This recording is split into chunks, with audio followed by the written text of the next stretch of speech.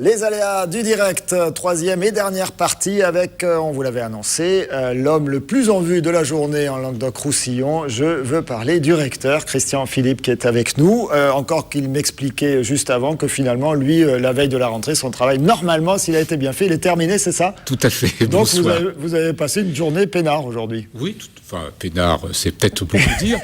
J'accueille demain le ministre de l'Éducation nationale. Oui, vous avez un peu la pression là. Donc, à Béziers. Voilà, il fallait s'en occuper.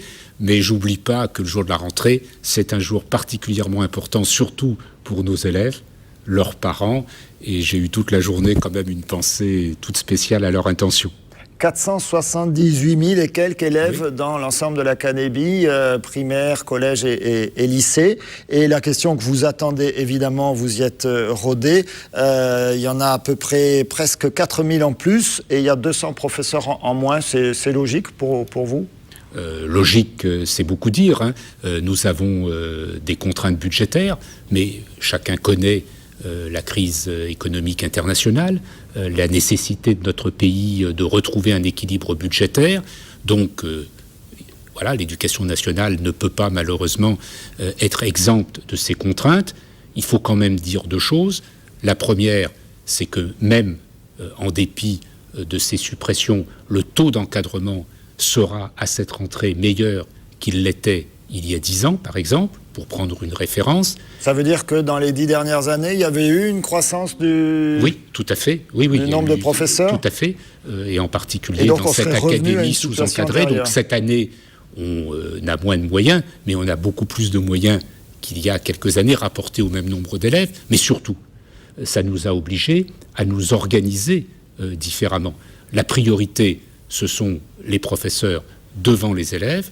Donc c'est vrai, il y avait des enseignants qui accomplissaient des tâches utiles, hein, mais qui n'étaient pas nécessairement devant les élèves.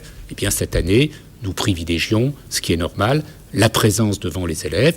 Et dans les grandes agglomérations, les établissements ou écoles les plus demandés, c'est vrai aussi, il peut y avoir 1 ou 2 élèves de plus par classe.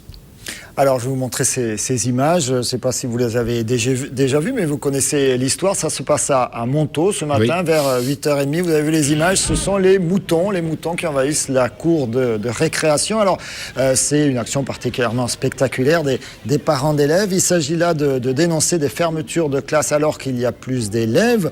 Hein, on est vraiment dans l'ajustement, école par école. C'est un groupe scolaire. Vous avez décidé un certain nombre d'ouvertures finalement non prévues de classe aujourd'hui, mais toujours pas à Montaut. Écoutez, d'abord, les moutons, ça prouve que quelquefois certains ont le sens de l'humour, et c'est agréable. Ensuite, le jour de la rentrée, cette année, comme toutes les autres années, hein, on va compter effectivement les présents. Parce que c'est normal, il y a des mouvements pendant l'été, donc les prévisions d'une part, la réalité d'autre part, c'est différent. Et quand ces effectifs justifie une classe supplémentaire, dans la semaine, il y a création de cette classe. Et à Montaut, pour être très précis, je n'ai pas, à l'heure qu'il est, le résultat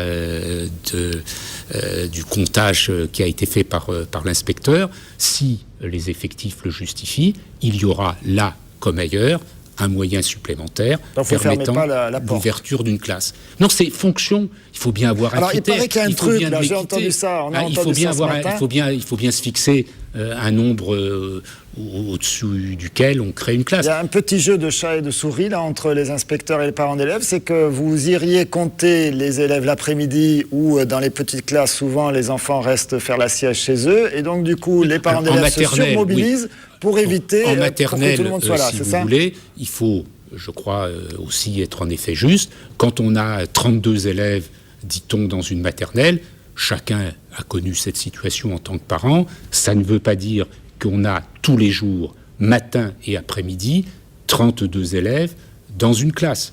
Hein, et parce qu'il y a ceux qui sont malades, il y a ceux qui ne viennent pas l'après-midi, etc. Donc voilà, nous devons regarder parce que c'est une question d'équité. Et ce n'est pas parce qu'on crie le plus fort qu'on doit avoir satisfaction. Mais donc, il y a équité. Une recommandation aux parents d'élèves, c'est pas la peine d'amener demain des éléphants ou des antilopes dans une. Tout à fait. Ça vous fera pas fléchir. On traite le cas de Montaut comme n'importe quel autre cas, cette année comme les autres années, parce que tous les ans c'est le même discours. de toute façon. Mais c'est normal, d'ailleurs. Moi, je me mets à la place des parents. J'ai été père de famille, je suis grand-père aujourd'hui. Donc voilà, on a tous les mêmes préoccupations. Mais comme recteur, je me dois de distribuer les moyens qui sont en ma possession de la manière la plus équitable possible. Un mot de la visite de Luc Châtel demain, mais j'ai également relevé autre chose. Je ne sais pas si vous allez en parler avec lui.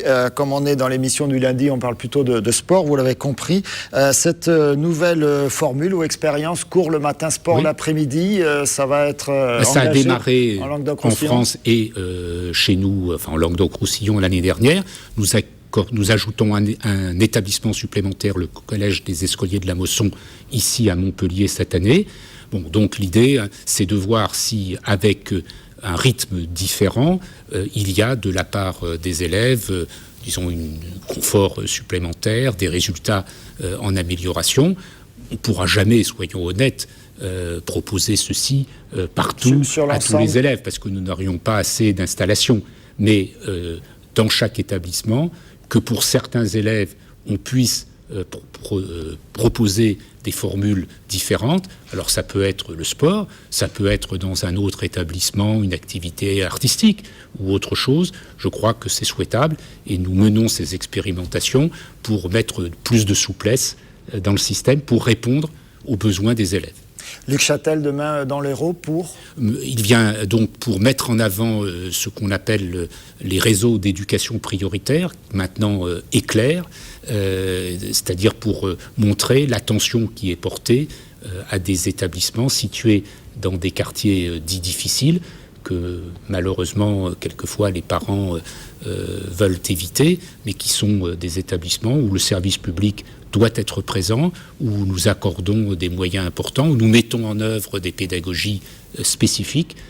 Il y a autour du collège Kraft à Béziers, certainement l'un de ces réseaux d'éducation prioritaire, aux yeux des experts, qui marche le mieux, non seulement en Languedoc-Roussillon, mais en France.